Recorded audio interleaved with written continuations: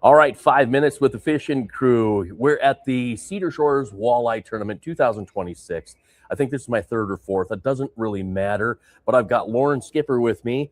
Lorin, thank you for taking time out and coming in. Oh, you can walk by. It's fine. We're just kind of, you know, we'll Yeah. just let you run right by. Now, see, now you were supposed to yell your name when you went by, but Yeah. no. I've been looking for you because I really want to talk about you, but I Okay. want to talk about Justin a little bit quick You bet. because we just came off the first National Walleye Tour tournament Yep. on Lake Erie.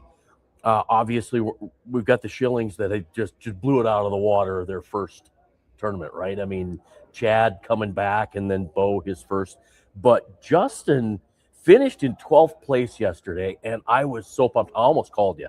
Yeah. I'm like, oh crap, the phone's probably ringing off the hook. I'm like, I'll just message and I was gonna message him and say, good. And okay, it probably just people are driving him crazy with the congratulations and way to goes and all those, and those things are great, right? You bet. But Yeah. but so Justin kind of, if I remember right, he finished kind of strong the end of the year last year, didn't he? He did. Yeah. Yeah. Since he's got into the NWT, he's done really well. He takes a lot of time to prepare for it and really takes it serious. And yeah, last year, well, he had a good tournament up at Sakakawea, ended up right. in third Yeah. place, Yep. and then on Sharp, he did pretty well. His fish didn't go like he wanted them to, but just really a phenomenal year last year just for him in general, just running the boat, and he's really come a long ways, like with his just his attack and his plan at pre-fishing and fishing, and he takes it serious, and he's really done a really good job, and it's cool to watch him do It's that. impressive. It's Yeah, impressive, and then really. to come in yesterday in 12th place, that's really cool. It was his first time out there jig fishing, and yeah, it's just I couldn't be happier to see that, and of course I had to fill in at work for him. But Right on. Yes, you do. Yeah. Somebody's got to So- somebody's got to get the bucks right and make the bread. But and I didn't. Where did he finish today? he ended up in 28th place. 28th. So you think about that though, a top 30 finish with 132 boats. That's super impressive. That's really good. Yeah. I mean, it's a very good start to the year, and he's got 3 more tournaments, and hopefully it goes well like that. If he could do that, he's in the championship, Yeah. and wouldn't that be fabulous? Yeah, I think that's where he wants to go. He wants to fish for points and try to get in even for next year, and of course do real well again, hopefully at another tournament. And Mobridge is right up his alley to do good, so I think he'll have a strong finish there too. And Well, I think that for some of the some of the South Dakota boys, and I guess all of the scopers, maybe everybody is just going to do well on Mobridge. I'm excited that the second tournament is in Mobridge, and that is in South Dakota, because we got a lot of guys to watch that did well in this National Walleye Tour Lake Erie tournament. So it's a big deal. Now let's turn to you. You and Adam and Walters, Justin, oh, and yeah. you guys are running the guide service and Yep. taking people out fishing, but you fish a ton of tournaments. Now you're here fishing with. I'm here with Adam Walters this Okay. time. Yep.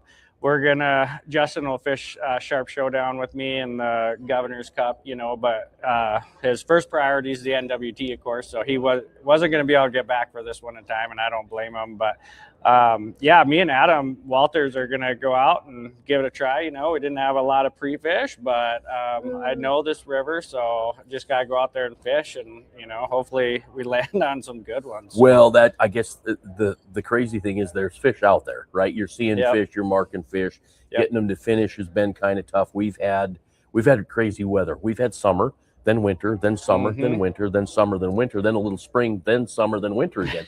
I'm like, Yeah. well, here's 82 degrees, 83 degrees on Sunday, so now we're back to summer again. Yep. Right? And we just had snow on the ground. So, and I know the fish don't know the difference between snow and 82 degrees. But then again, they understand the wind. I think the light's going to play into it. The fact that we do have some milking males, so there's a little bit of the spawn going on, kind of just starting, sort of. Yep. So all those things play into it, right? Yep, absolutely. Yeah, the first milking males I seen were today, and they were aggressive. So there's definitely them females. Some have actually spawned out, and that's the first I've heard today of that. But it always feels early to me, but yeah.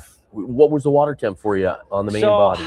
I was reading 40 degrees up north. That seems cold because I was seeing warmer water than that down south last weekend. So down south it was 45 last weekend. I don't know what it was today, but them fish, they were staged up to spawn, but they weren't spawned yet. So but honestly, the last few years, maybe even the last 5 years, it seems like the spawn has almost just kind of happened real fast, right, without us even knowing. Yeah, it's like nobody's finding milking males, and then all of a sudden they're all spawned out, So I don't know if they got it figured out, just dump them all in one night and get it over with or what, but yeah.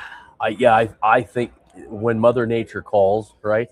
Yeah. And they're not calling the neighbors saying, hey, so whatever, it is what it is. I'm excited for a brand new year of walleye fishing. I think that we learned a fair amount last year that translates into a better year this year.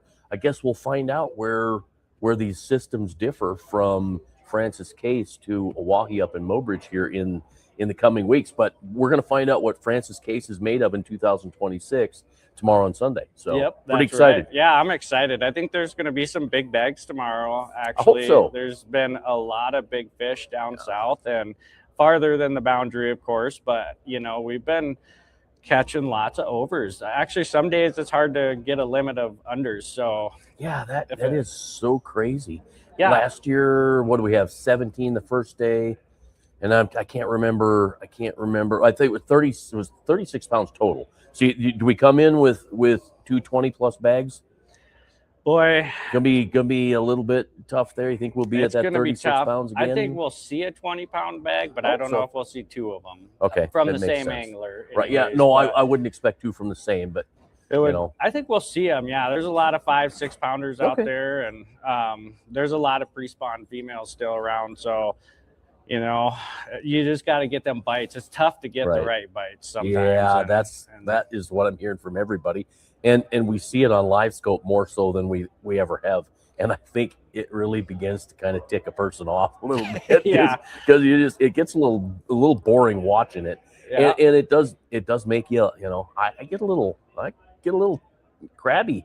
I get angry. Yeah. I'm like, I need a Snicker right now because this is starting to drive me nuts hour after hour. It's amazing. 10 years ago, I would lose my confidence not catching a fish in an hour. But now you can look out there and you see there's hundreds and, 200-300 fish.